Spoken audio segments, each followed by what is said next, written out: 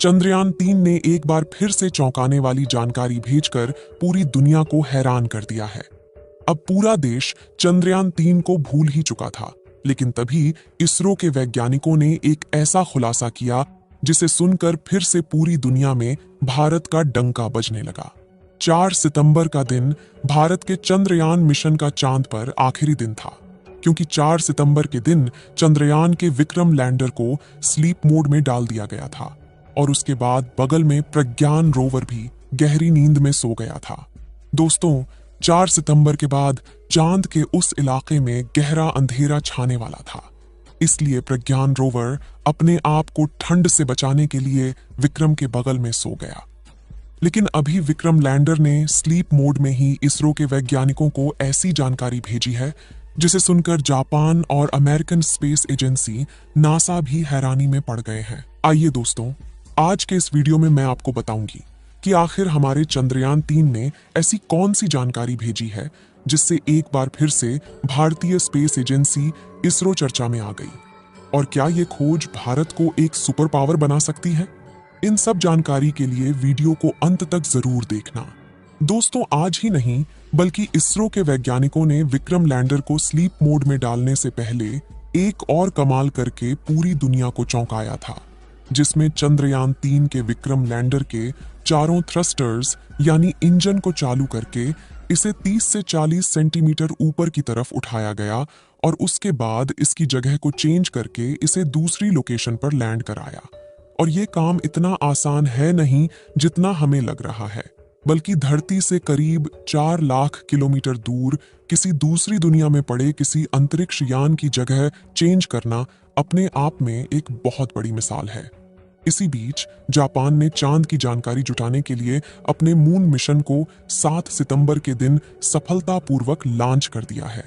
लेकिन जापान के चंद्रयान का मिशन चांद के किसी गड्ढे में सफलतापूर्वक लैंडिंग करना है, क्योंकि आज तक किसी भी देश ने चांद के गड्ढे में लैंडिंग नहीं की है, और अगर ऐसा जापान कर लेता है, चांद के गड्ढे में लैंडिंग करने वाला दुनिया का पहला देश बन जाएगा। आपको जानकारी के लिए बता दें कि चंद्रयान-3 के लैंडर को दोबारा से उड़ने के लिए नहीं बनाया गया था, बल्कि इसका केवल एक ही मकसद था कि चांद की सतह पर सॉफ्ट लैंडिंग करना और उसके बाद वहां की जानकारियां जुटाकर डिजिटल डेटा के रूप में पृथ्वी पर बैठे वैज्ञानिकों के पास भेजना। दोस्तों, यह भारत के लिए एक बहुत बड़ी ऐतिहासिक जीत है, क्योंकि ऐसा इतिहास में किसी भी देश ने नहीं किया था। जबकि हमारे भारत देश के कुशल वैज्ञानिकों ने चंद्रयान के लैंडर को कुछ मीटर की ऊंचाई पर ऊपर की ओर उड़ाया और फिर उसकी जगह को चेंज करके दूसरी जगह पर उसकी सफलतापूर्वक लैंडिंग भी कराई। इसी के साथ हमारे चंद्रयान के प्रज्ञान रोवर ने चांद की धरती पर ऑक्सीजन का भंडार भी खोज निकाला। ये ऑक्सीजन चांद पर वायुमंडल में मौजूद नहीं है, बल्कि यह चांद की जमीन के नीचे बने गड्ढों में मौजूद है।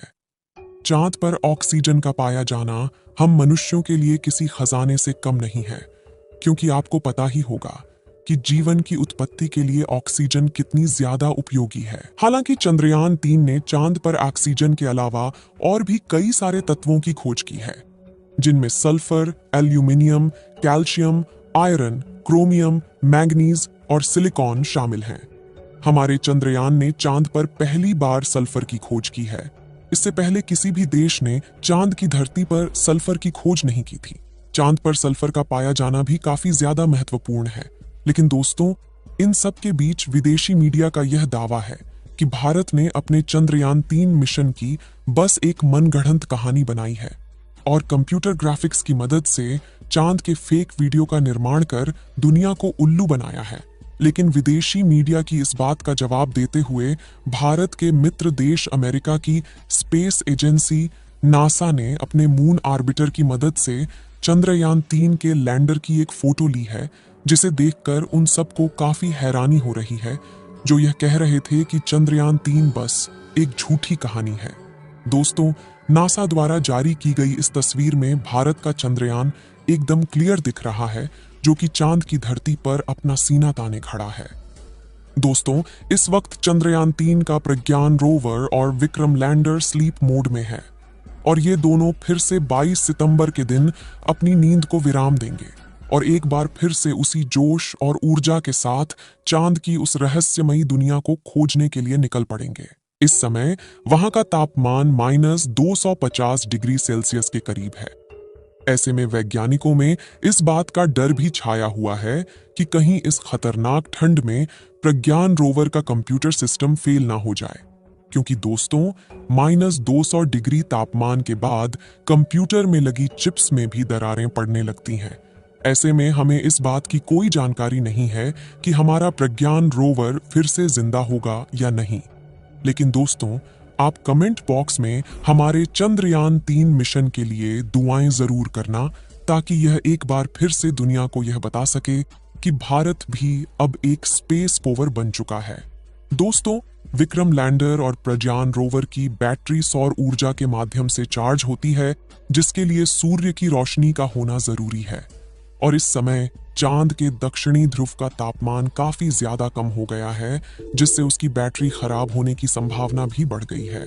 लेकिन हमारे वैज्ञानिकों का कहना है कि उन्होंने इसकी बैटरी में काफी ज्यादा एडवांस टेक्नोलॉजी का इस्तेमाल किया है, जिससे वह इतनी आसानी से खराब नहीं होने वाली।